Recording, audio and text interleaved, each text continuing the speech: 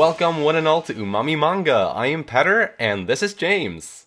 It's good to be back. It's so good to be back, and we are back to talk about volumes 27 and 28 of Vinland Saga. That is book 14 in the English physical releases. We'll start off by talking a little bit about the fact that just earlier today, I guess you could say a bird whispered in our ears that the Vinland Saga manga is ending in Japan next month, in July. The sources on this are a little bit iffy, so I'm not taking it like as a definite fact right now, but I think it's a likely possibility. And so, assuming this is the case, then this manga will have run for a solid 20 years. It started in 2005. And yeah, it may be very, very close to ending. Yeah. Yeah, no, I think these rumors and leaks are sometimes credible. Usually the chapters leak like a week or so before the actual magazine prints. So we're assuming that's what's happening here. But we can't say for sure, right? So yeah, they'll be upset with us if it turns out that's not the case. And there's actually much more left. But Yukimura has been quite vocal about where they are in the story and hinting that the end is nigh. Right. And based on this book, I think it's safe to say that we're getting close to where we assume it would end. Yeah, I mean, right, precisely. Even if it's not, even if what we've heard isn't 100% true, it's gonna be close to true, regardless. Like somehow, Yeah. I think. Yeah. And so this would also mean that, yeah, the next English release will be book 15, and that will be the last book, if this all is true. Yep. Which means that today we are discussing the second to last book. It's the second to last time that we're talking about Vinland Saga on this podcast. Pretty likely. Yeah.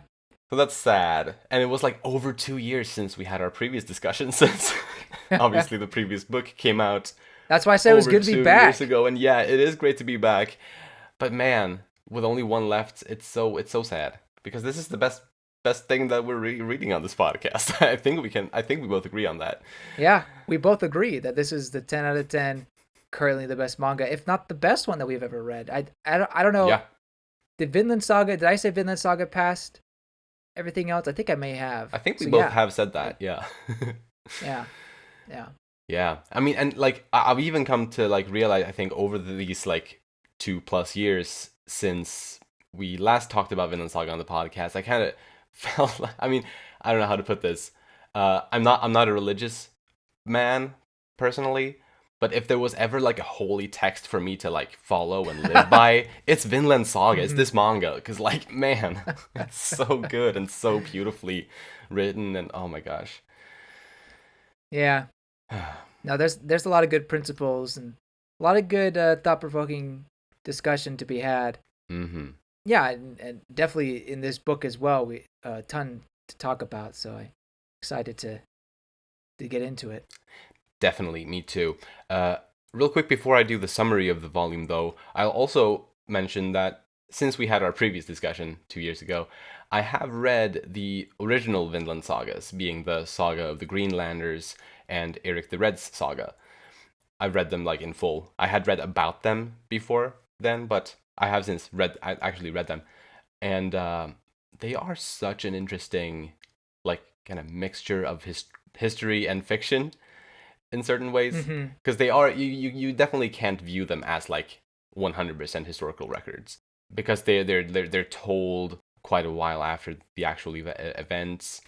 Plus, they here and there kind of depict some supernatural things, but they're still very fascinating. And obviously, I guess the manga Vinland Saga does that too. Like, it's not always 100% historically accurate with years and ages on people, I think, especially, but also like, I guess the visions of the Linu and whatnot are pretty supernatural, or seem rather supernatural.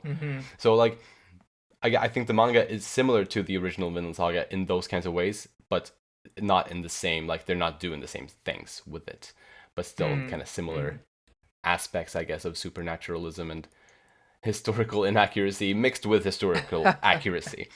So it's just fun. Mm-hmm.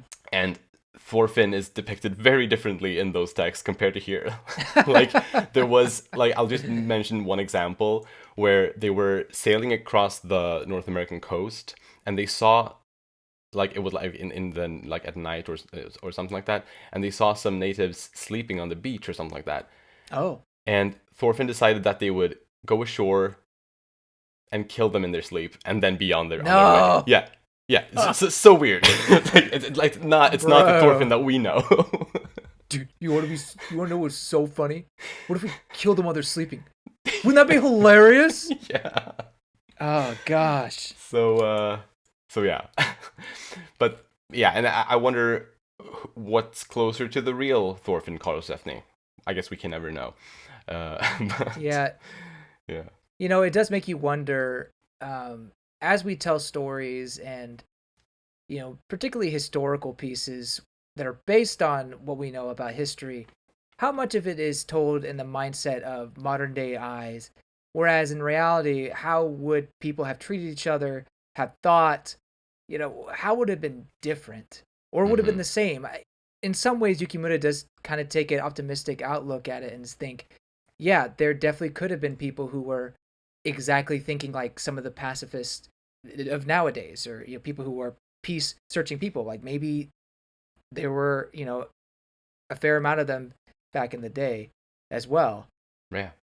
And I'm not saying that they couldn't have existed, but what if in reality they, you know, that wasn't even on their mind, or they, you know, some people just didn't think that about how we were all the same, or things that he kind of pontificates in the story. Right. Maybe that they just weren't even thinking about that.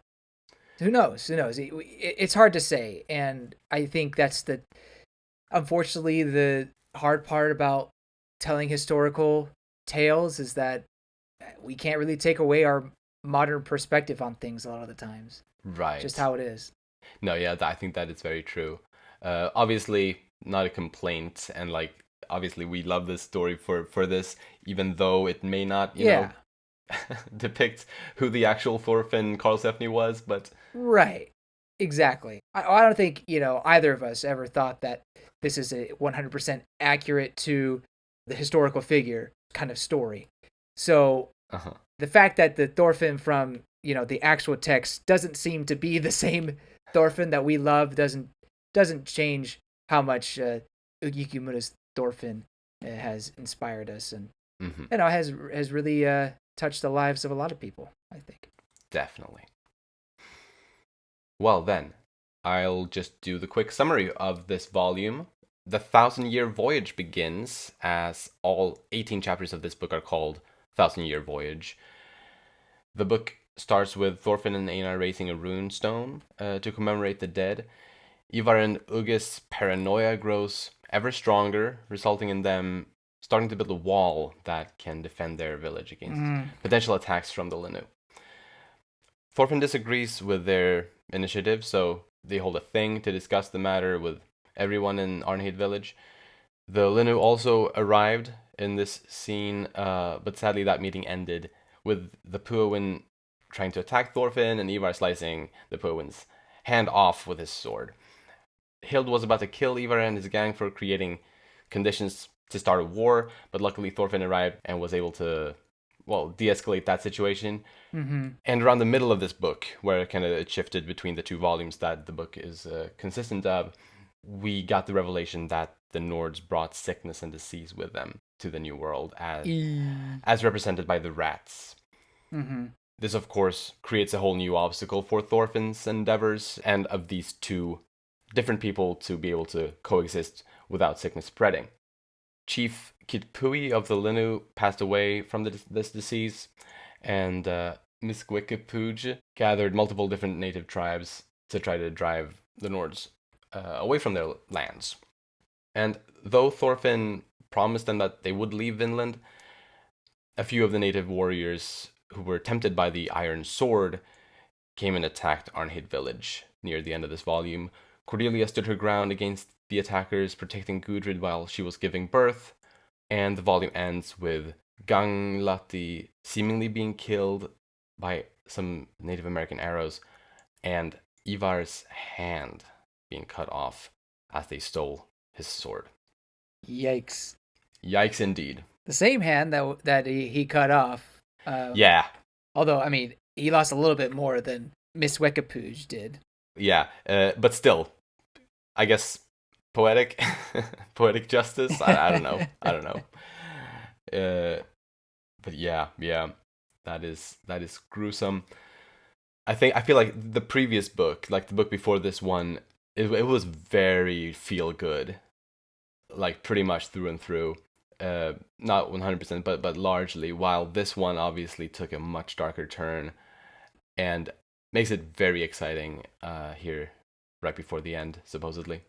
Yeah, I mean, we probably mentioned this in the previous discussion. I did not listen to the previous discussion. I probably should have to remember things. But previous discussion definitely was, or the previous book, I should say, was the peak of wholesomeness and good feelings. Yes, there were bad signs, of course, but I mean, that was just the pinnacle of everything that's happened, or I guess the climax, if you will, the wholesome climax. But now we're in the tragic downfall, and you can tell that, well, you can tell, you can see that this is going downhill very quickly, and we've almost reached the point of not no return. They have to return. The point where they have to head back. Exactly. Yeah. Well then, let's dive into these characters, starting, of course, with Thorfinn Karlsefni Thordarson. So I think for him to only be able to write the word friður, which means peace, as the book explained, I think is obviously very nice and very fitting for his character. Yeah. About this word, by the way, I thought it was fun. I was able to read it and understand it before the book explained it, because in Swedish, or at least modern Swedish, we have two different words for peace. Okay. One is frid, and the other is fred. They're very similar words. Yeah, very similar. I can hear the slight difference, but I couldn't replicate it. One is with an I, and the other one is with an E. So it's frid and fred. Okay. And they have slightly different meanings. But I imagine they both originate from the Old Norse friður. Like I don't know for sure, but I could imagine that friður in Old Norse could have encapsulated all of the meanings, and then it kind of somewhere in history it kind of split into two different words in modern Swedish. Anyway, fred is more the kind of the specific word for peace, as in the opposite of war. In that meaning for peace, we use fred. While frid is more like a general word for peace. Like, it can mean inner peace. Yeah. As you could say in English. It can also, like a general absence of conflicts, not necessarily the opposite of war. Kind of. I guess that's my best attempt to describe that. And I think that's, it might be that, well, I guess it could be both meanings of peace that Thorfinn is referring to here. So I guess it works either way. Yeah, no, I think I could see it working either way, but I do feel like the opposite of war, the lack of war, is certainly one that would resonate, I think, with him. And putting up that monument and writing those words down. For sure. Or letters down. Yeah. And I guess at the same time, like, when you, at least, I guess, modern, or I guess maybe it's not only modern, but like in a different how do I put this, different culture, language wise, writing on the tombstone "rest in peace" or something like that. The peace there is not the opposite of war. That's a different type of peace. So yeah, I guess yeah, both probably make sense. Yeah, peace definitely has two meanings in the English sense, or at least the American English sense, or at least in James's English sense. It has two meanings. Yeah, no, but and I think like that the Old Norse friður could probably mean the same things as peace. The word peace in English as well. Like I think they're rather equivalent. But I thought it was interesting to see Thorfinn kind of embrace very democratic methods in leading the village in this volume. Ivar told Thorfinn that Vinland doesn't belong to him alone, and Yeah. I think that hearing that, I think Thorfinn kind of was a little shook by that, and so when it came to the dispute, about building the fort, he allowed everyone to vote, even though, and like Thorfinn allowed this to happen, even though he more or less knew it wouldn't go his way. Mm-hmm. So I think like I respect that, but it's also like, yeah, he's not making it easy for himself. Well, you know, his whole mindset is to have a land without war and without slaves. Hmm. And not to say that those who follow a leader are slaves per se, but I think he's very much under the impression that they should govern themselves and not so much have a leader, or at the very least, not have himself be the leader. I think him refusing the mantle of the oh gosh, Jomsburg or Yom something Yeah, yeah. Vikings. You see, it's been very long since we discussed this. Him him refusing that mantle Mm, of being their leader, I think, is evident that he never would want to have that leadership position and would refuse it, even if it meant that letting go of Vinland, or at least the goals that he has for a peaceful existence. true. That said, I don't think he would ever give up. I think he would still try to find a democratic way of bringing about peace, talking first, using the first resort at all times. Hmm. But yeah, you mentioned something about Einar bringing up, saying that Arnheid Village is not just yours, but I don't think Thorfinn has ever thought that it was just his. To be quite honest, I think he gathered these people under the same idea and hope that they could find like I said, a place for, a place without war and without slavery, and Yeah. that was the reasons why people were supposed to follow him. Of course, other people had other things in mind when doing so, but that was at least his idea, and so I don't think he ever thought that he was doing it just for himself. No, definitely not. Yeah. Yeah. I wasn't referring to, by the way, what Einar said to Thorfinn, but what Ivar said to Thorfinn when they were in Markland. Oh, I Because Ivar forgive me. said then, no, no, it's all good. Ivar said that, yeah, Vinland doesn't belong to you alone, he told Thorfinn. And I do think, though, while I definitely don't think that Thorfinn was trying to, like, necessarily actively lead or steer uh, their village, I do still feel like since it's his dream since very long, since very far back, and he has been working his ass off to make it happen, Mm-hmm. and he has been taking a leadership like role ever since they settled there. I think he kind Mm-hmm. of was maybe subconsciously feeling like a leader, or viewing himself as a leader Mm-hmm. in some way, or at least he was taking responsibility in a way that nobody else was really doing.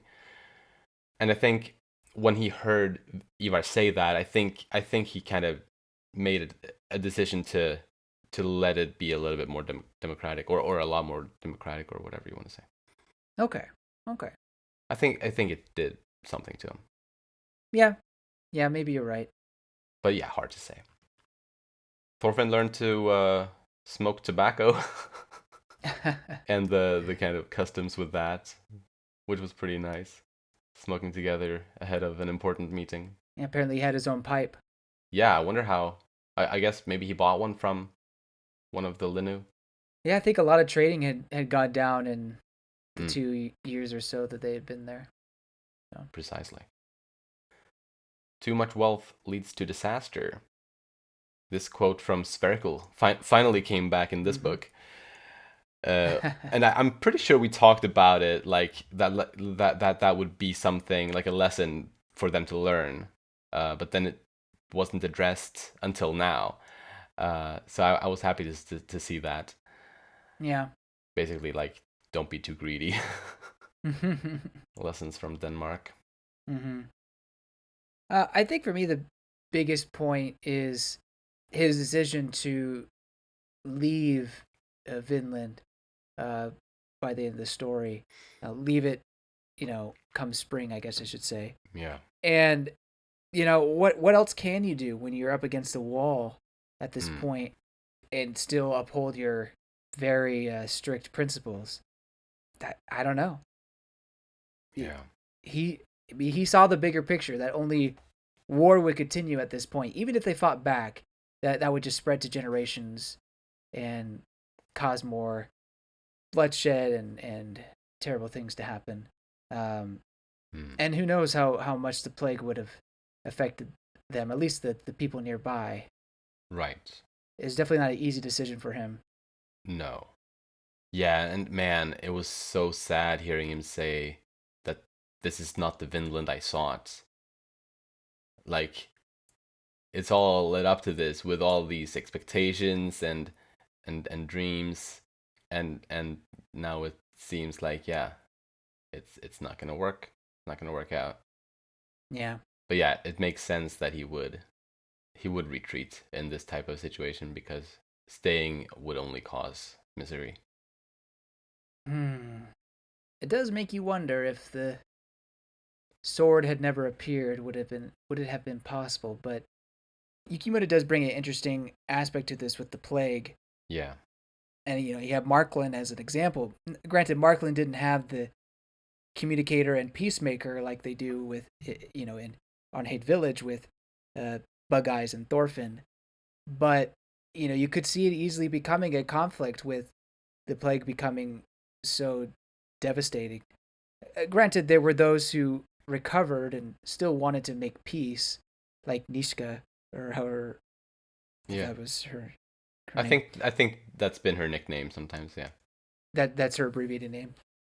And so maybe it could have been possible. I mean, who knows? It's all theory at this point, but you have to wonder if the sword had never been there, maybe they would have had more of a chance. Definitely, yeah. Man, how one sword could potentially have such a big impact. I think it shows that Thorfinn was right. Like, absolutely, yeah. In a way, like, you don't bring a weapon that can only kill. Like, its only purpose is to kill. If you don't bring that weapon, then maybe negotiation and peaceful talks are possible. Again, this is, as we were saying earlier, this is coming from a more modern mindset, but I don't know. I think there is something to be said there. Definitely. But life's complicated, so it's hard to boil it down to just that, of course. Yeah. I still think it would have been better to not have even a single sword. But oh well. Oh well.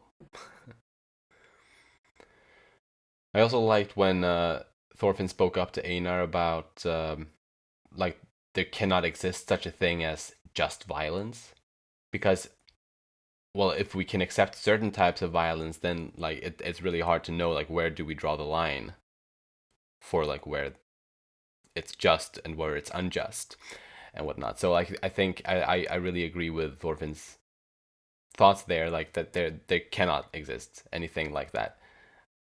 No violence is acceptable. Right. Yeah. And it seems like there's, I don't know. It seems like there's I can't think of the word now, but Thorfinn and Einar, their relationship is starting to fall apart a little bit. Yeah, there's some friction between the two. Yeah. Yeah. I think Einar is very much. It's hard for him to let go. After all this, Thorfinn it's much easier for him to do so. Not to say that it was not a hard decision for him to make, but I don't know. I'm making it sound like Einar's not a great guy, but I just think he sacrificed a lot to get there, as many of them have, and it'll be interesting. We'll have more on this later. It's just interesting to see the tension kind of grow between the two. And I'm curious how Thorfinn will be able to make peace with him. Exactly. Because they're brothers, and yeah, yeah. It can go a lot of ways, I feel, but yeah, Yeah, I'm it sure we'll could. talk more about this later. Yeah. Yeah. But I guess regarding Thorfinn and violence, he did use some violence against their pursuers near the end of the book here. Uh, Hmm. it was not just, but it was at least non-lethal. But it wasn't right. Yeah. Yeah. But do you have anything more on Thorfinn? No. Then I guess since we were on Einar, let's continue on to Einar. Okay, sure. Yeah, he really doesn't want to leave, and you can't blame him for feeling this way after working so hard to get here and dedicating the village to Arnheid and just everything that has accumulated to this point, and feeling like again everything is being taken away from you. Yeah. I'm sure that's a feeling that no one wants to experience once, let alone multiple times, Right. as Einar has. But yeah, I can't blame him for feeling that way. I just, you know, I feel like his mentality is deteriorating a little bit, or like what he's learned through his journey with Thorfinn, he almost seems to be forgetting it. I don't know. I Hmm. They are two different people, so Yeah. I respect them having this conflict, but uh, I do kind of wish that Einar could have a little more understanding at this point. Then again, it does make it Yeah. more believable and interesting I to mean, for see him sure. kind of push back. I love it, like narratively. I love it, but Yeah, it's tough. It's rough. Like I admire Einar for standing firm in his beliefs that he wants to stay in Arnheid Village, kind of no matter what, and I think that's beautiful in a way. But it's obviously sad to see him clashing with Thorfinn, and he has clearly come to value Arnheid Village more than the pacifistic mentality that he has been living with for years. right. It seems like he's willing to go to war in order to stay in the village. And this is actually when I started to kind of get these vibes, or when I was reading these parts in the chapter or in the book, my thoughts went back to the slave arc, where I remember having some pretty strong suspicions that Einar would end You up did. being like a very violent man of some sort. Mm-hmm. Obviously, don't know, but those thoughts resurfaced here again, and thinking that maybe that'll return. Yeah, Yeah. I'm not gonna lie, that did come back to me as well. Mm-hmm. Your theories on that, something that I never quite thought was going to happen, Yeah. but we get to this point and it does. He gets really testy. I mean, almost ballistic on him. Yeah. Yeah, to the point where I mean, you could see him throwing punches. I have no idea, how well he would fare against the Lanu. Yeah. I think the real question is if he were to go completely ballistic and fight back, would he live or die? I I think that's the big question because I don't think he Mm-hmm. would win. No, right. There is no story here where Arnheid Village continues on. Exactly. That's pretty safe to say, yeah. So I think it comes down to will he live or die, and we can give predictions on that, of course, later. But I just want to say that I Mhm. believe he was a narrator at some point within the story, Yeah. and so it just depends on when he's telling that story. Is he telling that story uh, after the Vinland Saga story, or is he telling it after the events of the slave arc, or Precisely. and well, and later on? But I don't know. I don't know. Still up in the air, Right. but True. Right. It could have been like either or, yeah. yeah.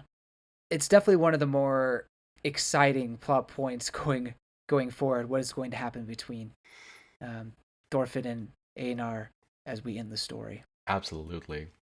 I thought it was also really sad when Einar pointed out this possibility of war breaking out between the Nords and the natives, and he asked Thorfinn if he would then run to somewhere not here. And that's so sad because somewhere not here was supposed to be Vinland. But now Yeah. it isn't. And like, ugh, Yeah. man, it's so tragic. Well, is that all on Einar? Yeah. Then let's talk next about Hild. In the previous book, there was a chapter where Thorfinn talked about the most frightening man, referring to people like King Knut, who despise war, but because of that become deadly dangerous. And Thorfinn ended that chapter in the previous book by saying that he hopes there are no such men on this island. Well, I think Thorfinn brought that person along with him to that island, and it's not a man; it's Hild. Yeah, she is no man. Yeah, yeah, definitely has a huge grudge against war. Yeah, and with all Can't the really blame reason her, for it, yeah. Yeah. Yeah, unfortunately, it blinds her, and usually someone who is very smart and a calm thinker, kind of obviously becomes very strategic and takes a, I guess, military speaking, smart approach. Mm. But the grand scheme of keeping the peace, killing off two people or two groups, or what have you, I don't think that's actually a smart thing. Mm. And it could depend on timing, but putting the pacifist stuff aside, killing these people could only just stir the flames, really. Yeah. I mean, either they blame Hild or they blame the other side. Maybe you kill these people, then you end up being killed yourself. I don't know. It just, to me, it wasn't a clearly thought out objective. Yeah.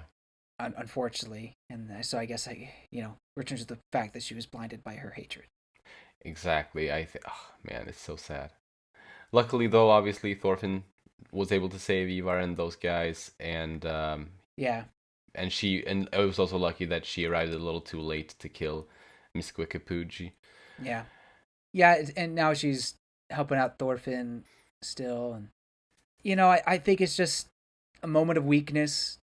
Tensions have really run high, and I don't think she's one to have incredible patience. Although she's great with kids, all the children love her. Yeah. But I do think that her patience can run thin at times, and this is definitely one of those moments when it becomes a very touchy subject for her. And I think it was a bit of mama bear instincts coming in a little bit. I think she wanted to protect the children from experiencing the same terrors that she did in her life. Right. So there's a lot to go into it, but I think Hild has kind of come back to her senses and probably remain that way to the end of the story. I have no idea what what the future holds for Hild. I feel like she'll continue to follow Thorfinn, but who knows? Yeah, no, but I also think like she's probably she's probably past. Yeah, at the very least, past the being too hot-headed part that she went through in this volume. Yeah. Is that all on her? Yeah. All right, then let's talk next about Gudrid. I really loved her during the emergency thing. Oh, yes. Like she was laying out good point after good point, and she was really funny as well on top of that. Like, man, she was great there. Yeah. You make all these excuses to go to war and then pout when it turns when it turns to ash. She was really handed it out to the men. Mm. But unfortunately, there's no changing their stubbornness, unfortunately. But I do think it was great of her to stand up. I kind of wish there was more people who were persuaded by her words, though. Yeah. Besides just, I guess, the women. Right. Who were already on her side. Like, I guess right. She didn't actually persuade anyone, which, yeah, that is a shame. Yeah. And also, can I say that this goes back to our modern day perspective discussion that we were having, and this is kind of why I wanted to bring it up. Uh-huh. You have this equal divide or split between the genders, with men on one side and all the women and some of the men on their side. And as we said, no one changed their mind. But part of me thinks like there's no way that no woman would have not sided with their husband, and there's no way maybe a husband wouldn't have sided with her. I feel like there would have been intermingling there. So to divide it by the sexes, I know there is kind of this message that Yukimura wants to put out, that men are all stupid and they're all bloodthirsty cowards, things like that. I get it. We deserve it, but also we don't. Like I think there should be parity. There should be a equalness between people that have different ways of thinking, and to say that one sex is going to be more peaceful than the other and vice versa is just, I don't know. It's simple for storytelling, but I feel like in a complicated situation like this, it would have been better if there would have been more disparity between the opinions in the group. You know what I'm saying? I do. Yeah, I do. I think I would have also appreciated maybe a little bit more diversity in the two camps, I guess, after that vote. But yeah. I guess it's not a big deal, but it was on my mind, and I do feel like it's kind of like a modern day look at things. But anyway, fair, right? Yeah, no, but at the same time, I can still appreciate this as it makes it quite clear. Yeah, but still, yeah, a little bit more nuance would have been cool. Yeah, that's all. Not blaming Gudrid at all. I think she did the best she could at that situation, but. Mm-hmm. Again, it would have been nice if she could have actually persuaded somebody. Yeah, I would have loved to see that. Yeah. Oh well, but yeah, that was only one of the two major things that she did in this book. She also gave birth. 10 days too early, apparently, or 10 days earlier than expected. Anyway, this child is a historical character, just like Thorfinn and Gudrid are. I'm not going to spoil the name or the gender of this kid, because I'm assuming it's going to be, addressed in the next volume. But I will say that this child's claim to fame, or at least one simple claim to fame that they got kind of right out the womb, is that they are the first person of European descent to be born in the New World. Oh, really? At least on records that exist. Huh. Yep. Did not realize that. Obviously, like, the Nordic people were the first Europeans to go there, and I guess these were the first to stay long enough to have kids. So yeah. And that makes Gudrid the first European mother to give birth in the New World as well. So. Wow. And that is historical. Amazing. That is amazing. Yeah, absolutely. I mean, congratulations to Gudrid and Thorfinn for having a baby. Yeah. Came at a very hectic time. Oh, big time, yeah. But I have a feeling they'll be okay in the long run. Right. Yeah. Is that all in Gudrid? Yeah, I can't think of anything else. Then let's talk next about Miskwekepu'j, the Pu'awin. His hair has gone all white from seeing the future, or from, I guess, maybe from the stress that seeing the future brought him. I don't know. I didn't realize his hair turned white. Oh my gosh.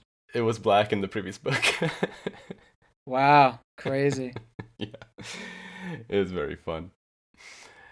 But yeah, he remains determined to drive the Nords away from their lands, obviously. Even when, early on in this book, even when he's kind of the only one with that drive, he holds strong onto that. And it turns out that he was the one who stole that hatchet that they talked about early in this book. Yeah. And he used it to try to attack the Nord leader, Thorfinn. Or maybe not leader. I guess as we were talking about, that can be debated whether or not he's the leader, but he viewed him as a leader, which I think is fair. Yeah. And that event obviously led to Ivar cutting Miskwekepu'j's hand off, which served Miskwekepu'j's purpose quite well, as it demonstrated the power of the iron sword in front of the natives, and he had the stump on his arm to kind of show as proof of it.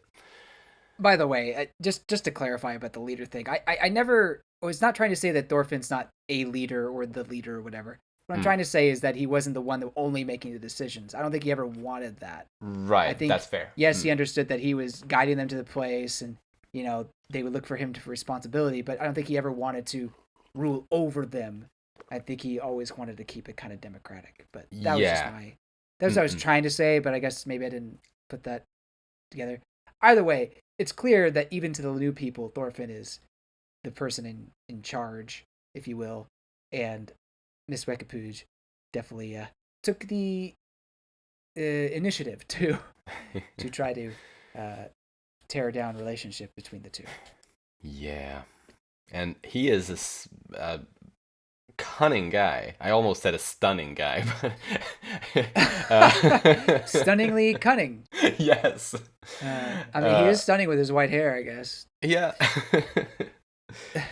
But yeah, and like, if assuming Thorfinn is correct in his assumption about Miskwekepu'j having planned this out, maybe not for it to happen exactly that way, but at least in some way start to create like a rift between the two peoples, rather than actually trying to kill Thorfinn. Like, that is very cunning. Right.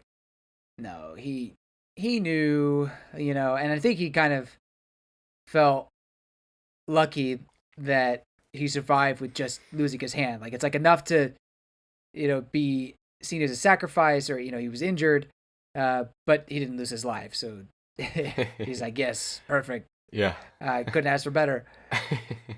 Yeah, it's very cunning. And with all of this, do you think he's almost a self-fulfilling prophecy? If he would have just let go and not instigate, would the sword have ever come out? Hard to say. I mean, Ivar was... Well, we'll talk about Ivar in a sec, but it's hard to say exactly. But I almost feel like because he's doing all this, and he gets the other tribes involved, and they get really greedy, and, they start to do things as well, or, malicious things, I should say.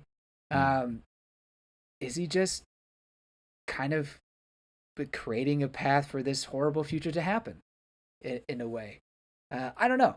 It's hard to say. Could good relationship between the Lanu and the Nords, could that have started a good relationship between the two and then never happened? I mean, if Thorfinn had his way and it was just peace and this land was forever a land of no war and no slavery, then arguably a lot of the atrocities that happened maybe wouldn't have necessarily happened.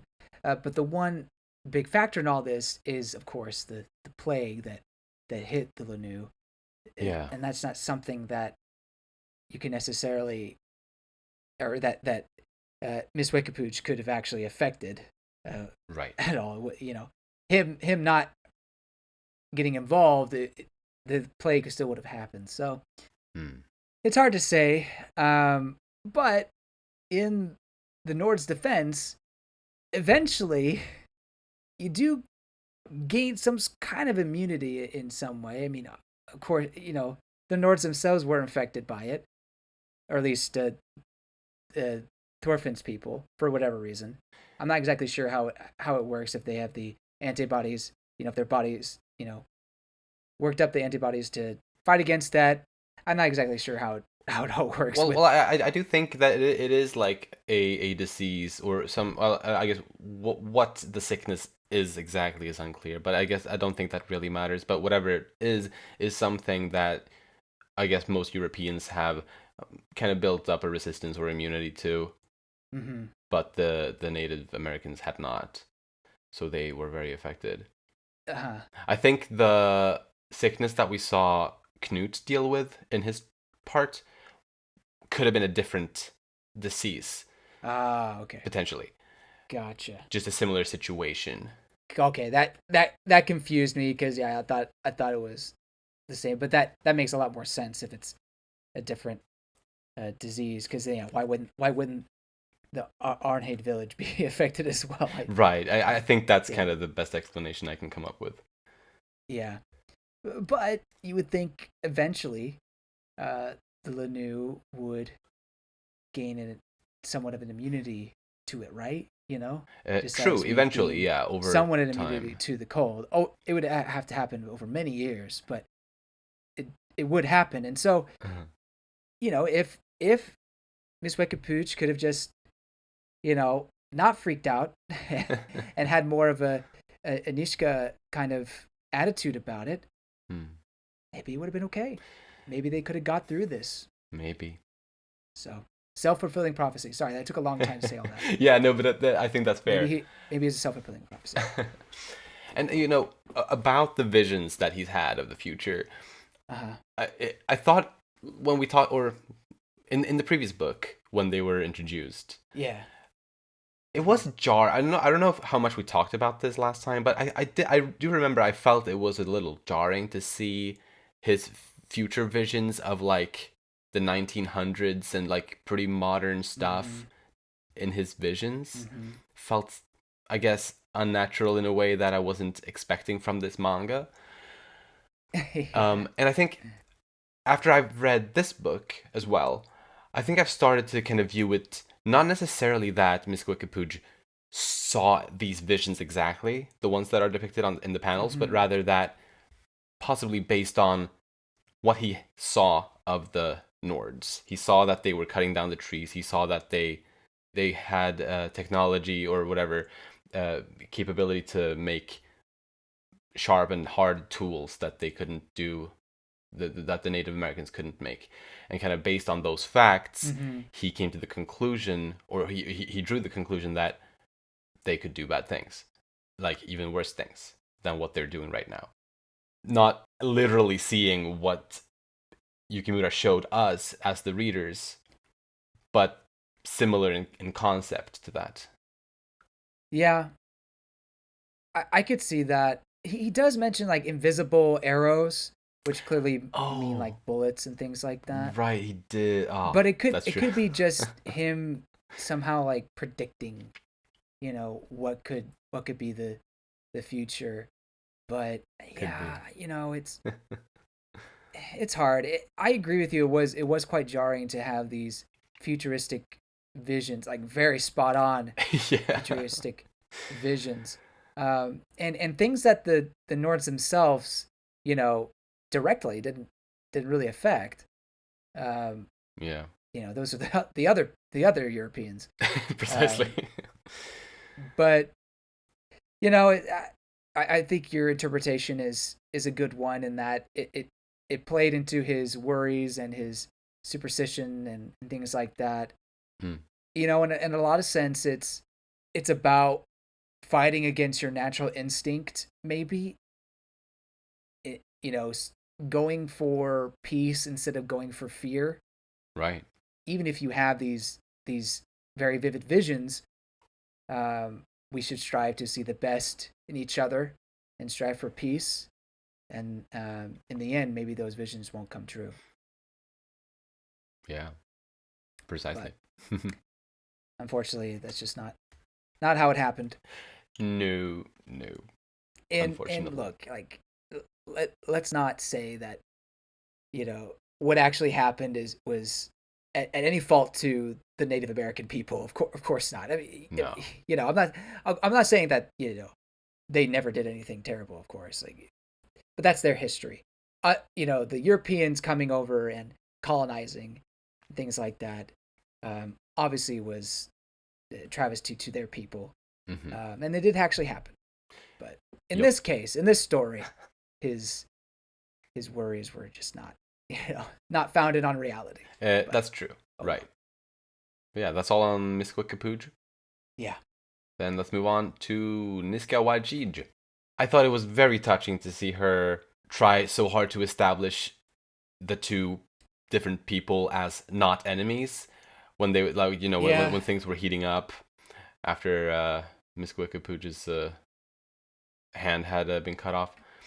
Mm-hmm. And especially since she knows what the Puin has seen.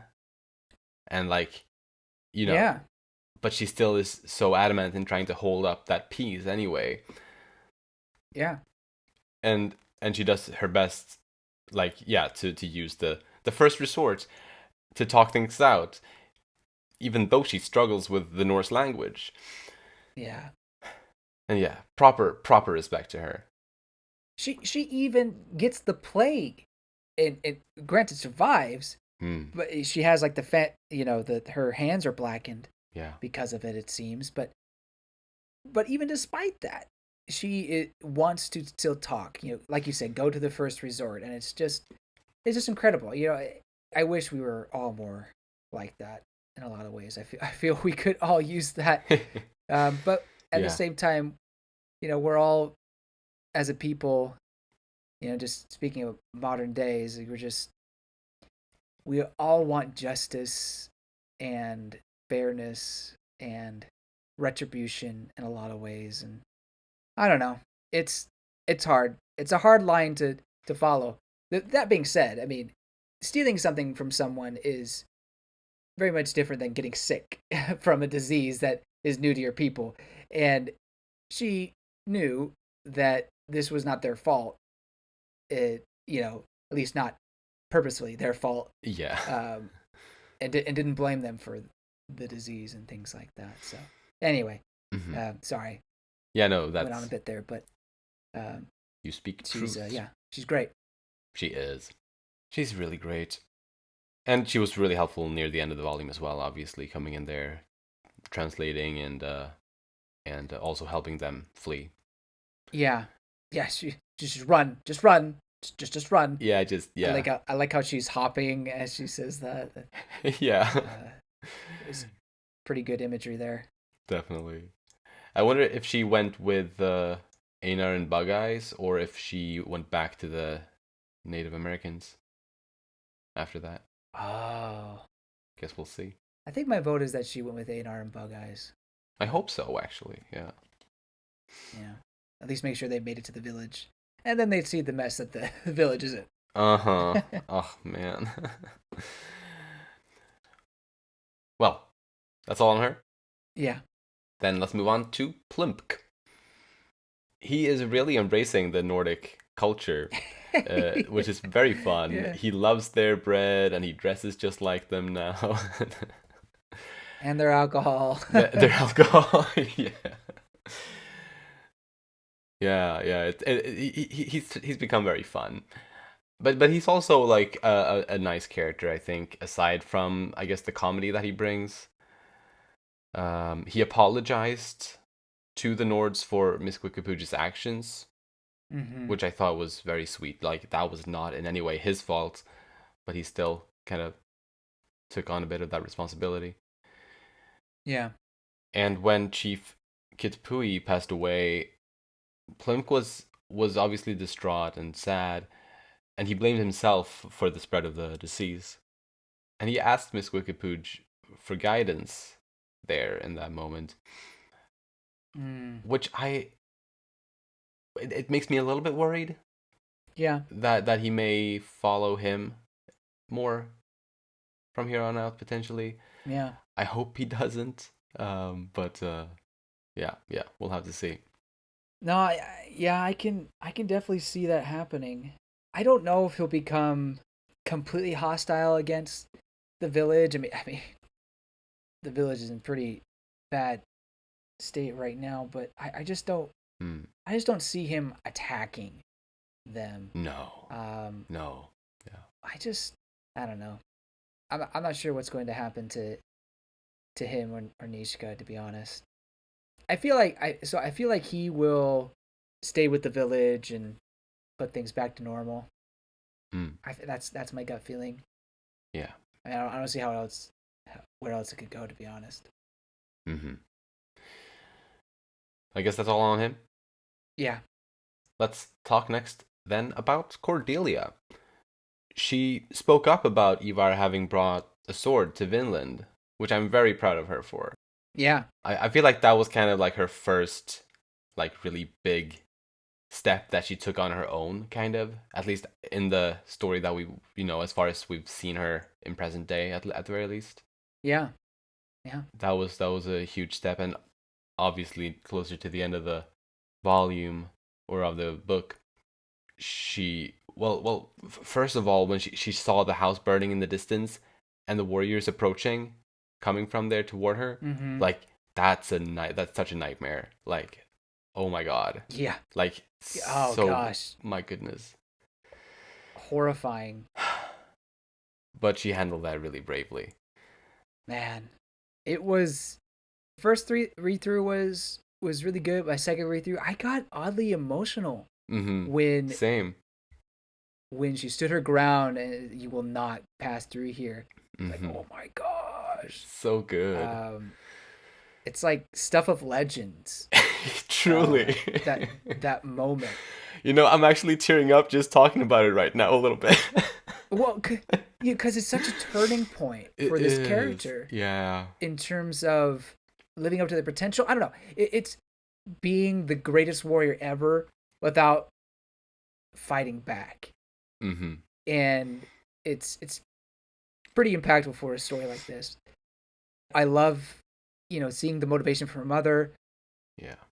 And the fact that her mother saved her from drowning, did we know that for a fact that it was the mother who saved Cordelia? I don't think we knew that. No. So that was very nice to see. I love that too. Yeah. So that was cool. But in Cordelia's mind, it said the birth of the new Cordelia. Yeah. I really, really like that. Uh-huh. Something I wanted to talk about with Cordelia, though, is maybe a bit controversial. So, feel free to disagree with me. But it's either Gudrid or Thorfinn. Well, they're probably both saying it at some point. But men shouldn't have to fight if they don't want to. That phrase seemed to have a big impact on Cordelia. Yeah. And obviously, she hates fighting. But the fact that it was like men shouldn't have it. So to me, it seems like she's not necessarily identifying herself as a woman. More so that because women don't fight, I should be a woman because I shouldn't fight. Or I don't want to fight. I'm afraid of fighting. And everyone else still treats her like a man. Even the women who are very kind to her are like, get out of here, you're a man. Yeah. So it's like, I'm curious if there's going to be a point where she identifies as a man going forward. I don't know. Not to say that she should or that she can't stay as a woman.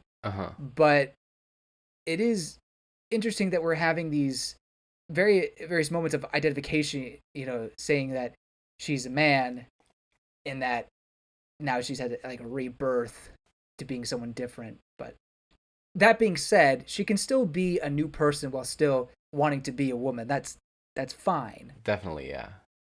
I'm just wondering if the story is kind of leading that way at all.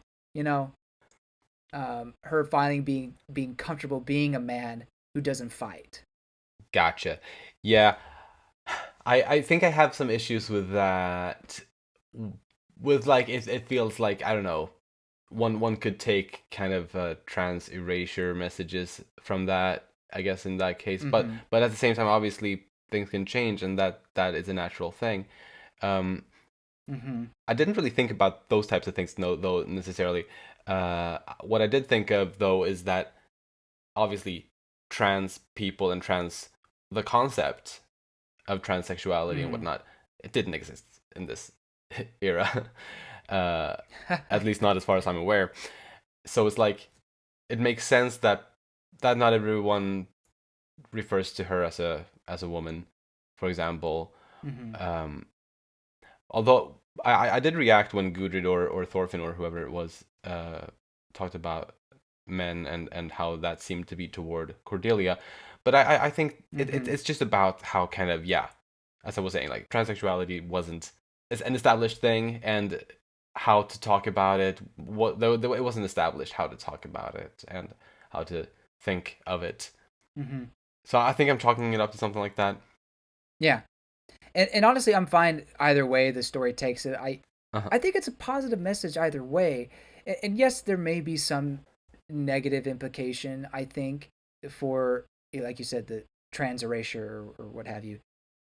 But I think her instant is an interesting one that I think you just enjoy the story for the way that Yukimura tells it. And if it so happens that she suddenly feels more confident in being a man, then I don't think there's anything wrong with that happening. Fair. And I don't think that makes what her decisions were previously wrong. This is just a new chapter in her life, but that's just me. Maybe not everybody will feel that way if that were to happen, and part of me feels like maybe Yukimura wouldn't go that route. So that's why I was surprised to see kind of these, in my opinion, almost hints that could be the case. Well, at the end of the day, this was such an incredible moment for Cordelia and her just becoming a new person, basically unlocking the beast that's within. It was just so cool. So great. I love this moment. Excited to see what happens. And I mean, there is a little bit of worry, and we'll talk about in predictions, but I'm pretty excited to see what happens in the next book. Definitely. And like, I just want to, like, I guess, name what a great kind of feat she did, aside from just, I guess, everything we saw her do, taking all the arrows and the hits and just basically intimidating them to get away from there. She saved the lives of Carly and Gudrid and the newborn baby. Yes. And that is huge. So huge. Incredible. Incredible. Oh, such a great moment. Yeah. But I guess that's all on Cordelia. Yeah. Then let's move on to Ivar. So he went with Thorfinn and Vargr to Markland at the start of the book to check this strange situation up there, and seeing the Linu attack, or what looked like it, and then it was a Linu, or at least some Native American attack. Him seeing that was, I think, what gave him the motive to build the wall around Arnheid village, or around part of Arnheid village. Mm-hmm. And yeah, he continued being Ivar a lot in this volume, or in this book. However, my view of him did improve a bit when we learned that he had really been played by Styrk in some ways, and like, Ivar admitted to admiring war, but he never wanted to create the conditions to start a war, which makes him slightly better. He's still bad, I think, but he's not terrible. Yeah, no, it was very surprising to see that he doesn't want us, just start it for the sake of war. He wants to be, really, he just wants to be the hero that stopped conflict. Yeah. Like an actual conflict, not something that's made up. Uh-huh. He doesn't want to be fake about it. He wants to be real. Exactly. And so that was a eye-opening moment, seeing that people are not black and white. They have these moral grays. Yeah. But you wish that he could have had some sense talk to him and realize that the glorification of being a hero is not all that it's cracked up to be. And there's different kinds of hero. Like Cordelia, the real hero here. Exactly. If only he could be, I almost said if only he could be a man like Cordelia. I mean, if only he could be a person like Cordelia. Yeah. But he doesn't want to create the conditions for war. It's like, my guy, you did that as soon as you brought the sword to Finland. Yeah. Like, come on, man. He's just Don't too you dumb. get it? He's just too dumb. He doesn't get it. I hope he gets it now. His hand is gone. I hope so, man. Oh, dude. Of course, he'll probably end up blaming Thorfinn. It's like, if you would have let us prepare better, we could have been or something. Mm-hmm. It's like, man.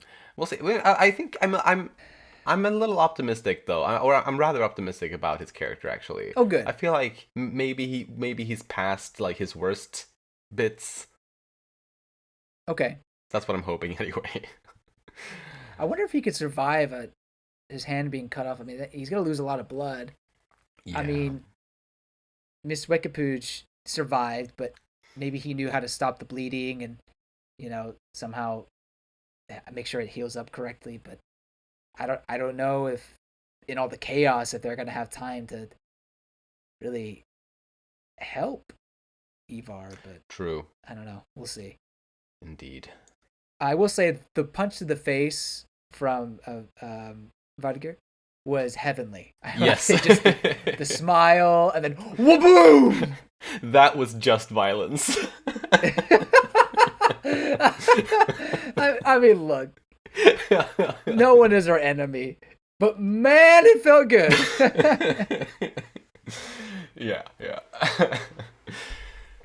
Just Viger's grin before the punch came. Yeah. It was good. That's all on Ivar? Yeah, that's it. Then let's talk about Styrk, this cunning jackass. Yeah. After this book, I think he's certainly worse than Ivar. Yeah. I mean, I was surprised how, again, cunning. He's also very cunning and has a good way with words, and he's able to strategize.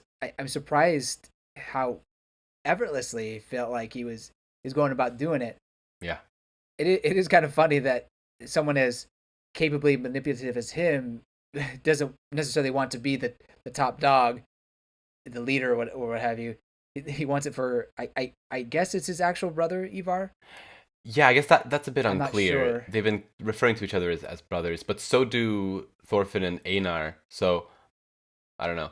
Yeah, so maybe it's just a friendly brother, but either way, he wants Ivar to be the leader.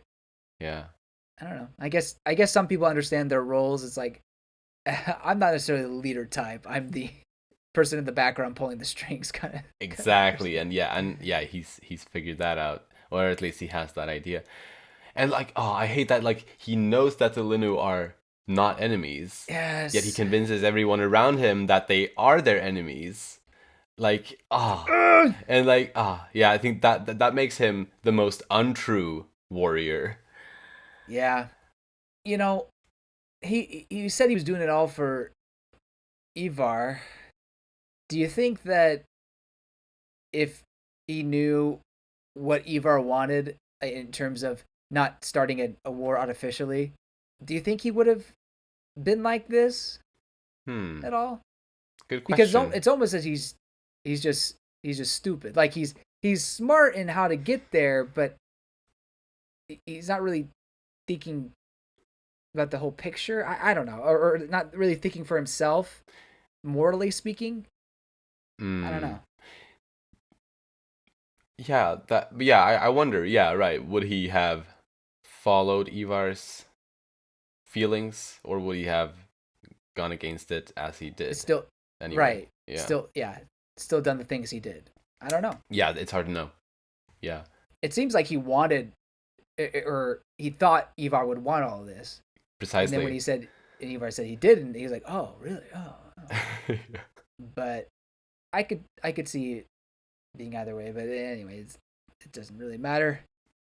Still don't have a lot of respect for him as a person. No. My favorite thing about Styrk is how Yukimura draws his eyes on the helmet, in a lot of the panels, especially when it's a little bit away from the viewer or the camera or whatever. They're so big and cartoony and kind of silly. Yeah. But that's all on Styrk? Yeah. All right, then. Well, let's move on to Knut. King Knut. He's back. He was back, yeah. And yeah, it was interesting to see how Knut, kind of in a comparable situation as Thorfinn, deals with that situation. Obviously, very differently.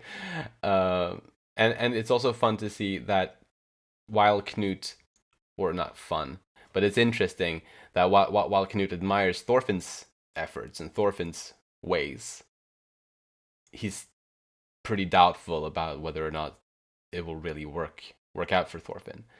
Mm-hmm. Like he chose hard mode. Next, we can talk a bit about Carly. He's grown so big. Yeah. Like he reads now, and he's starting to become like a proper character. Yeah. And he's such a bright kid. Yeah. Very intuitive. Picks up on things. And I love how kind of him growing up from, you know, his introduction up to now. I feel like it's really been it's been so smooth. Like there's never been a point where I was like where it was like a big jump in him aging, I feel like. Oh. It's been very steady, like consistent somehow, I feel like. I think that's been very fun to follow along with. Yeah. But I guess that's all there. Yeah. Then let's talk a little bit about Bug Eyes. He likes Niskawaji'j, or at least he wants someone like her as his wife. Yeah. Yeah. Yeah. So yeah, whether or not they are shippable is unclear, I suppose. Yeah, it just depends. Um, I wonder if Yukimoto wants to even touch the Pocahontas type thing. Yeah. I don't know. I mean, obviously it's a different situation with the Disney Pocahontas and the actual Pocahontas. Well, yeah. But yeah. I don't know. Maybe that's just not something he wants to toy with. But you won't hear any complaints from me. No. All right then. Yeah, I really don't have much on any other one. I have two other characters that I mostly just want to kind of mention because they're new. One of them is Muin, or yeah, I apologize for all of my pronunciations on the Native American names, but yeah, the self-righteous war chief with the bear pelt. Yeah. According to Niskawaji'j, he's a pretty serious threat, or he can become a pretty serious threat. So perhaps we'll see more of him. Yeah. I just wonder if his tribe and the guy who stole the sword, I guess they're from different tribes, potentially. I'm not sure. Yeah, it's unclear. Maybe there could be a conflict between the two. But right, if they are different, yeah. Precisely, and that guy was the other guy I was going to mention, the guy who stole the sword. Kakakuj? He's a pretty terrifying dude as well. Yeah. But is there any other character you want to bring up? There's one character and then two concepts I want to talk about real quick. So the character is you help me. Uge? Oh, Uge. Uge. I can't stand that guy. No, for sure. I mean, I get being worried, but man, this man just spouts negativity and is just drives me nuts. He could be worse than the others because he just fans the flames in a lot of ways. Yeah, I do think Styrk is worse, but yeah, yeah, he was just not great.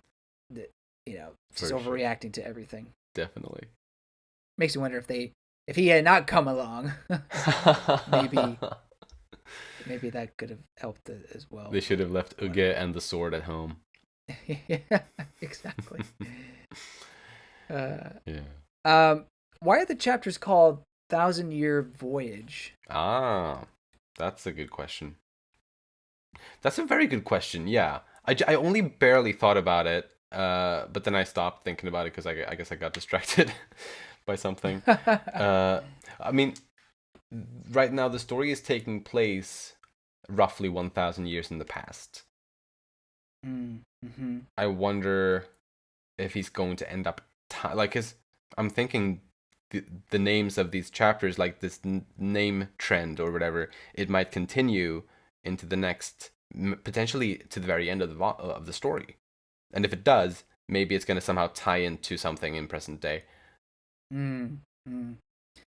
Yeah, I think it has to do with how far humanity has come from this point, and how that this interaction between the Europeans and the Native Americans would eventually come to the modern day conclusion that it is now. And so maybe this is kind of one of the starting points of this said voyage. That's the only way I could see it, because he mentions it in afterwards how it took hundreds of thousands of years, or was it just only? I don't know. Was it 10,000? I can't. I think it was 120,000 years. 120,000 years for the people from Native America and the Europeans to meet again. And I was like, well, that can't be it, because that was way more than 1,000 years. So I really think the only possible explanation has to deal with the comparison, or the starting point to modern day, but I don't know. Yeah, I think that seems likely. And then my last thing is something I probably should have mentioned with either Gudrid or Styrk, but I was saving it and I forgot to put it in one of the... Anyway. We fight because we are cowards. Right.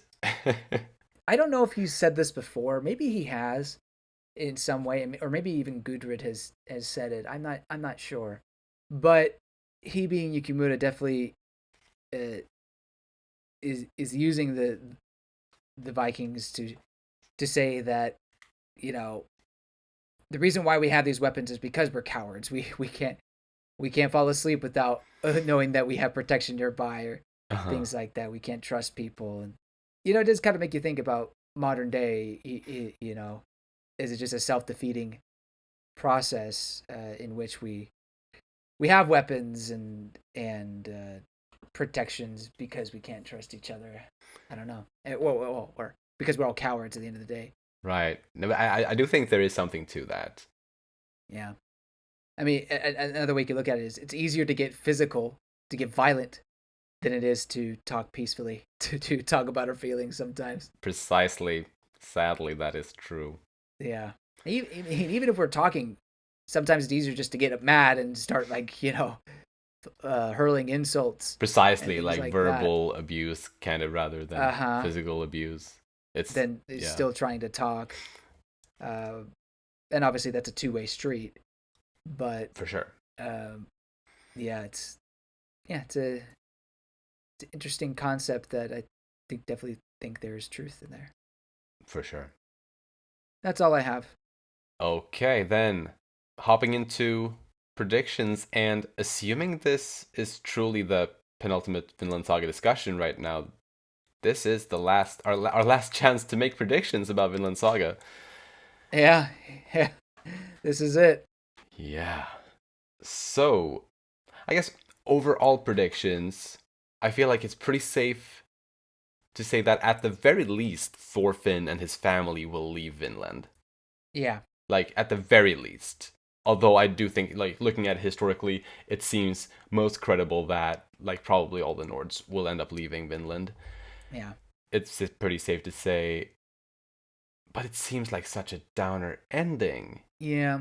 After everything that the story has been leading up toward. And I think, we've probably talked about this at some point before, but, how is Yukimura going to end this in a way that feels satisfying? Well, here's my prediction. All right. They'll leave and they'll have a moment where Thorfinn says, "Look, we had peace, but we'll still strive for peace in any way we can, and I know someday that the Lanu and the Nords can live together in harmony." Fast forward 1,000 years to the modern day, or how many years exactly to the modern day? We fast forward through the unsavory parts, and we get to modern day where people from Native American descent and Nordic descent are in America, in Minnesota, and they're having a great time, shaking hands, and they all go to a football game, and it's the Minnesota Vikings, and they're just having a great time, that's my the latter half of that was all joking, but I do think I do think there could be, especially after we talked about what the 1,000-year voyage could mean, Right. that maybe there is some sort of fast forward to maybe modern day where we get some sort of happy conclusion. Uh, you know, Mm. it's hard because there truly is no peaceful place where there's no war, no slavery really. But I don't know. Maybe he tries to put some sort of positive spin on the relationship between the two, and or something like that. I don't know. Maybe Right. he'll feature their statue or Gudrid's statue. I don't know. I don't know. Yeah, I believe there is a Thorfinn Karlsefni statue as well somewhere. Oh, okay. I think both of them have statues, maybe in Iceland. Anyway, but yeah. But yeah, yeah, right. How do you feel about that? I like that. I like that. Obviously, I would wish that,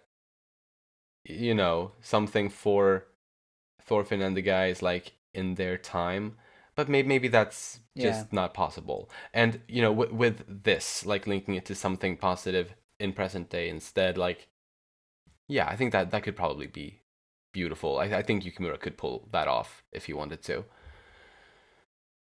Yeah.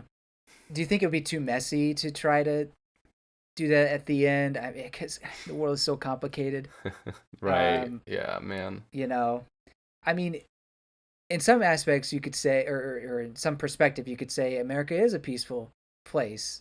You know, we're technically not at war with anybody, technically speaking. But then, you know, obviously there are many other issues that Americans of various descents are dealing with, and or people from around the world are dealing with. So I don't know. I don't know how you make it a super positive message.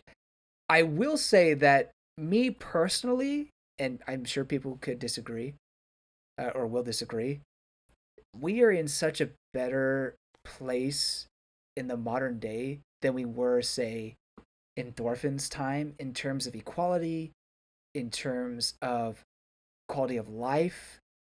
There are so many things that are more available to so many other people than they were years ago. I mean, even 100 years ago. I'm not saying it's perfect. I'm not No. saying it's there's no room to improve or no way we don't move forward. Um, but I think sometimes we look at the current world and what's going on, and or even things that have happened fairly recently, and we think, wow, we're such a terrible people, or wow, we've done such terrible things. And there's nothing wrong with trying to repair said things. I think that's part of improving is repairing. Hmm. But to say that we're backwards or we're terrible and we have not improved at all is, in my opinion, backwards. So to me, trying to bring to the modern day and trying to share that kind of message, I think could work. I'm just worried that people won't see it that way and may get up. I don't know. Yeah, no, I just worry. fair, and I think that's fair, and I agree with you that like definitely overall we have absolutely come very far in the past 1,000 years. Yeah. Definitely, like as we were talking about like Right. like the whole discourse around transsexuality didn't exist back then, and how that, for example, has grown. We have a way to talk about those types of things these days that we couldn't 1,000 years ago, as an example. Yeah. And how Yeah. rights to different people, there's more of that than there used to be. Right. Right. It's not perfect, but I do think it would be a it could still be a good way to spin it in a positive direction.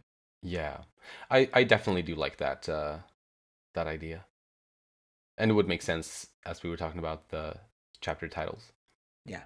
I think in that case the chapter titles will probably like never change from here on out. It will probably remain this and Yeah. just numbered until the end. I could see that. But yeah. I have a couple of small theories. Maybe you have more theories as well, but I'll go with my next Yes. one. Or I guess this one is more of a topic I'd like to discuss together Okay. about Einar. Yeah. Because with him especially, I feel like Yeah. it's with him specifically. it's fair to ask the question: will he stay or will he leave? Mm-hmm. And I feel like, well, kind of regardless of what he does, I do feel like his and Thorfinn's disagreement is not over yet. There's gonna be more drama there, Yeah. and I'm very unsure if like he will be so stubborn that he will stay or not, or maybe he'll go back with them. But if he does stay, I don't know if he'll make it. No, there's no way he makes it, right? There's just no Yeah. no way. I mean, he'd be a lone man. Yeah. I mean, maybe there There. would be like a I group of guess there people could be that somebody would else. stay. Yeah. Maybe. But I don't even know. then, like it would be very difficult for them to get by, I think. Yeah. So I for sure think they'll leave the Arnheid monument there. I think that's staying put Hmm. because that's technically her resting place in a way. Fair.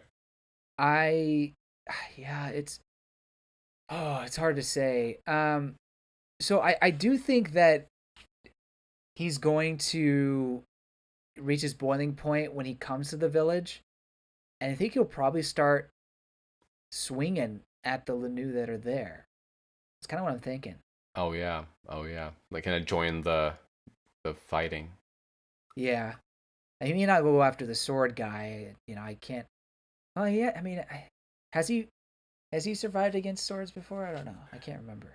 Don't remember it. Um, I do remember that when he was when he was a slave and he was fighting the Carls uh on the huh. farm, he did very well Yeah. for being like one against like multiple guys. Uh huh. But I think that was just like I don't think there was much technique there. It was just like him being big and strong. Right. Yeah. I don't think he can fight properly. No, I'm just worried about him losing his cool. But I'm not saying he's going to die. I just feel like he's going to try, and maybe that kind of breaks him, but for the better. Like breaks him in that there's just no point Kind of in getting humbles him a angry little. about this. Maybe that's Yeah. kind of what I'm. That's kind of what I'm thinking because they're in such a tragic point in the story that for him to go even further, fall even further, I don't know, really puts a bummer on the story. So I feel like him humbling himself and seeing Thorfinn's way a little bit more, I think would be a great end. And to that point, I I do think he will follow Thorfinn and be able to leave the village. Mm. But that's just my thoughts. I think ultimately I'm going to I'm going to hold on to my old prediction about Einar. Okay. I think by the end of the story he's not going to be with Thorfinn. Do you think he'll die? Like the Lanu will kill him because he fought back? Like not sure if he'll die or not, but I think Okay. they will not be together by the end. Like he will either die Mm. or he will stay, which will likely lead to his death eventually. Yeah. I think so. I think one of those things probably. I really have a hard time seeing Thorfinn and Einar just parting ways, separating. Yes, they have this friction right now between them, but I don't know. It just seems just way too tragic. It I would be guess it very would be tragic. it would add to the story, the beautiful tragicness of it, I suppose. But I don't know. It just Yeah. seems like too much. Because I feel like they're both so strong-willed, and Yeah. I don't know. I have a hard time seeing that either would convince the other in this instance here. Yeah. That's why I feel like there has to be something that humbles him a little bit. Mm. Um, and I could see him losing a fight or them getting away or something along those lines, having an effect on him. But I feel like that would hurt, or I feel like something like that could hurt Einar's character though, and like it would make him less interesting, or kind of like, I don't know, to me anyway. By not going ballistic, or Well, by not by having that change of heart, I guess one could view that as a nice thing, but I don't know. I appreciate his determination to stay, even though I don't agree with him, and that is a good idea. I think it's interesting for the story for him to be so adamant about that. well, absolutely. But I think it's also encouraging and mature of him to eventually realize that I can't stay here anymore. I have to give it up. Mm. And being able to realize that and humble yourselves in that aspect, I feel like that doesn't betray his character. I think that just shows growth, if anything. Fair enough, and yeah, it definitely would. It definitely would, and I would eat that up if that would happen, very happily. But yeah, I I'm think probably either way would be interesting. definitely, yeah. But I'm gonna stand by what I said about him. Oh yeah, that's totally fine. And Mm. I'm willing to eat crow. I mean, it's not like I'm hoping for one way or the other. Or I'm not upset if one thing happens and the other thing doesn't. No, But I do feel a little strongly on the other side. fair enough. But we'll see what happens. Yes. Next up, I want to talk about Niskawaji'j and Plmk because I have, and this is not necessarily something that I think is definitely going to happen, but it's something that I thought about, and I think it would be very interesting if it did happen, is if Niskawaji'j and Plmk would end up going with them back to Iceland or Greenland and like settling down there. Hmm. I just don't see Plimp doing it. I know he's very open about all that, He but loves their culture. I think he does, but I think he's gonna take responsibility. Um, Hmm. I don't know if he's like the next chief or anything like that. They didn't say that, did they? Not that I know. Um, but there were a lot of deaths, so who knows the hierarchy there. But I do feel like he's going to stay. Niska, on the other hand, I could easily see her joining them. It's just, you know, how far is Yukimura willing to go uh, in terms of taking artistic liberty in the events here? Not saying that it couldn't have happened. I guess technically it could have. I think it definitely could Um, have, like, but oh yeah, don't know, but possibly could uh, have. but of the two, I'm definitely more inclined to think that Nishika would do it. Fair enough. Yeah, and I guess I agree. If only one would go, probably most likely her. But I like the idea of both of them coming along. I've also been wondering about the idea of somewhere not here, if that will somehow gain a new meaning by the very end of the story. Hmm. Because so far, somewhere not here has been more or less synonymous with Vinland. Mm-hmm. So I'm thinking it's gonna gain a new meaning to kind of twist the story into something more positive by the end. I guess what we were talking about before, this isn't something that I thought about when I took my notes, but what we were talking about earlier about maybe the future is somewhere not here. Yeah, could be. I was also thinking, and this is, I don't know, it's probably awfully cheesy, but like maybe like somewhere not here is not a specific place, but I don't know, like an outlook on life or like a mindset about kindness that you can spread around the people around you, and how, I don't know. Yeah, this is very cheesy. Just trying to find a way to make the story not a complete downer by the end. But yeah, like but the future. Maybe it's just the future. Yeah. I guess I kind of like that. Yeah, I think that's a non-harmful way. Well, I guess it did mention how ways it could be interpreted poorly, but I think that's kind of the best way you can do it without being completely fictitious.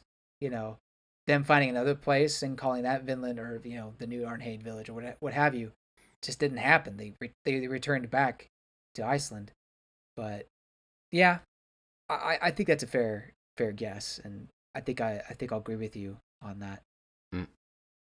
little bit more about them leaving, Hmm? and maybe where they go. If they, when they return to Iceland, because suppose we know they return to Iceland, how will Halfdan handle them returning? Isn't there like some sort of debt that they owe to each other, or that he owes to him in terms of farm animals and things like that? I mean, I think can he so. just return it all, and is that fine, or is there something more severe that's going to happen? Surely it won't turn to slavery or what have you, right? Ooh. Ooh, no, it can't end like that. No, it can't. But I just don't know how this deal works with Halfdan. Yeah, I wonder if Thorfinn and the crew there have probably been paying off that debt over time Yeah, I as they've mean, been trading back and forth with uh-huh. Vargur and that. So maybe it's enough at this point. Perhaps. I mean, I don't know, but maybe. I hope so. Yeah, Yeah. definitely. It'd be such a downer. It's like, Yeah. look, I trusted in you, and this is what you give me. All right. Uh, Say goodbye to your freedom. yeah, it's like they had to leave Vinland and they go back to Iceland only to become slaves. Like, no, that's it. That's the end. No, no, no. uh, Uh, well, but yeah, like I was also thinking about the returning to Iceland and Greenland or wherever, uh-huh. reuniting with Leif. I think could be a possibility. If he's not dead. Well, yeah, right. With that possibility comes either the option that he is already dead, so maybe there won't be a reuniting, or the possibility that he is like dying, that he's like almost dead, Hmm. and maybe will actually like maybe he's holding out until he can see Thorfinn one last time, and then he dies when he after he's like exchanged a few words with Thorfinn. But that would also like contribute to the story being a downer at the end. Yeah. Not like that guess though. Getting Hmm. Leif back would be nice. Yeah. I think my last guess here is about uh Thorfinn and Gudrid's baby. All right. You probably already know the name of this child, so I can't. So you probably can't tell me how close I am, but Uh huh. I am. Here's my prediction. Uh, Gudrid mentions if it's a girl, we'll name it Cordelia, and then they ask, "Well, what if it's a boy?" And there was no answer. Um, what if they name the child Halvor, which is Cordelia's given male name? That's my prediction. I like that. That I won't say more than that. I like that. okay. Because yes, I do know. Gotcha. But yeah, great. And I'm all out of predictions too now. Okay. So, who was the star of the volume to you? Our first time doing this for Vinland Saga. I think it is, yeah. This character may not have been in every chapter, but it was the moments that spoke out to me the most, and easily is Cordelia for me. Nice. Cordelia is a star, with her protecting Gudrid as she gave birth, and Yeah. turning the page and becoming the new Cordelia. Just sent chills down my spine. Absolutely Mm, loved it. The My favorite moment in the book. nice. I think I'll say I agree with you that that was possibly my favorite moment in this book as well. It was really high at the very least. And I was Hmm. so close to picking Cordelia, but I had to go. Like she's definitely like a very close second. I didn't go with her. My pick for star of this volume is Gudrid. That was a close for me too. Oh, nice. Right, because I mean, because yeah, firstly, how amazing she was during the thing, Uh-huh. and at the end, just giving birth to her first baby, Yeah. and just really, really great stuff. Yeah. Yeah. Big moments. Very good. And yeah, please let us know who was the star to you, dear listener. And yeah, do we have any closing words we want to share before we end this episode? It's surreal to have this be ending soon, It even though we haven't is. talked about it for 2 years. Yeah. But I'm excited for it to end, so that we can put a bow on this masterpiece of a story. Exactly. And yeah, encourage everybody to read it now that it's complete. Yeah. There's a lot of good lessons to be had in Vinland Saga, and I hope people have an open mind when they come into it, and not necessarily. I'm not asking everybody to accept everything that's taught here, and there's some things that maybe I don't completely agree with, but I think it's philosophy in a way that's very entertaining to think about and easy to digest in a lot of ways, and very emotional, very impactful. So highly recommend. I mean, if you're listening to this, you're already reading it. Yeah. But, tell other people. Right. Spread the word. Preach. Amen. Like I said at the top of this episode, like Vinland Saga is my Bible. Like, it's just so amazing. And yeah. So, with that all said, if you enjoy our podcast, please share it with your friends. You'll find links to our social media in the description. And you can support us by rating our show on the podcast platforms and subscribing to our channel, Umami Manga, on YouTube. Thank you so much for listening, and we'll see you next time when we'll talk about volume 29 and 30 maybe, or maybe just 29. Bye-bye. See you later.